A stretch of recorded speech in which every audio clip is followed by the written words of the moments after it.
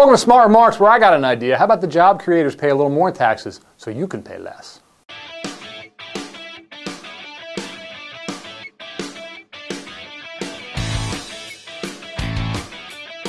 So here in Lancaster County, we've got a big new employer moving in. Urban Outfitters is going to build a $105 million e-commerce fulfillment center in Gap, Pennsylvania. It's supposed to generate at least 500 jobs, and that's great. Lancaster County can use the jobs, and I bet your community can too. But what was interesting to me was the reason that Urban Outfitters is coming here. Is it because Lancaster County's workforce has such a great work ethic? Is it because of our proximity to the region's transportation hubs, major roads and the Port of Wilmington? These things may have something to do with it, but the real reason that Urban Outfitters is coming here and expanding its Philadelphia Navy Yard headquarters is because they're getting tax breaks. According to a story in our own newspaper here in Lancaster, municipal, school, county, and state officials have agreed to make both the Gap site and the Philadelphia site Keystone Opportunity Zones. Quote, a business operating in a KOZ receives 10 years without property taxes and other levies. That was the main kicker, said Urban Outfitters CEO, and that makes sense. Now, I'm not saying that there's anything wrong with this. Urban Outfitters is simply being smart. Pennsylvania and local government officials are simply doing what they can to secure jobs for their constituents.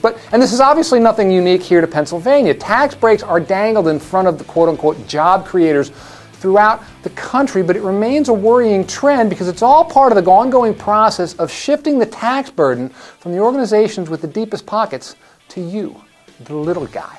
Big projects like this may, of course, strain the existing infrastructure. Who's going to foot the bill for that? Well, basically, you are. Now, you got to see this in the broader context. The argument for this might be that, in that it's going to generate all these jobs, there's going to be more individual taxpayers to foot the bill for this, so maybe your bill won't go up or won't go up that much. But by the same token, here you have an outfit, Urban Outfitters, that's probably going to create jobs anyway. Now they're able to do it and lower their tax bill with one stroke. And that's great for shareholders, that's great for the organization itself, but if you, as an individual taxpayer, wind up paying proportionately more for services in your community, and you don't work for Urban Outfitters, how great is it, really, for you? But this is part of the deal, the modern-day compact in America. The job creators are in the process of becoming bulletproof, untouchable. They're almost becoming gods. So desperate are we for jobs that job creators sit in the catbird seat. They know it. They're getting tax breaks, and given the situation, I can think this is only going to escalate down the line, which is to say that maybe your state doesn't have a Keystone Opportunity Zone or something similar to it. Well, if all the jobs come here, you better get one and quick. But if everyone has such tax breaks like this and the playing field's level, what happens then? Well, maybe you start getting more tax breaks to lure the job creators. Maybe instead of allowing them to skirt taxes for 10 years, you give up taxes for 20 years. Maybe you give up taxes in perpetuity. So desperate are we for the jobs, we'll forego that revenue. We'll make the people who have the jobs, the people who get the jobs, and the people who don't work for the organization foot the bill instead. This, again, is something that's happening not just all over the country, but all over Lancaster County. It's happening elsewhere here as well.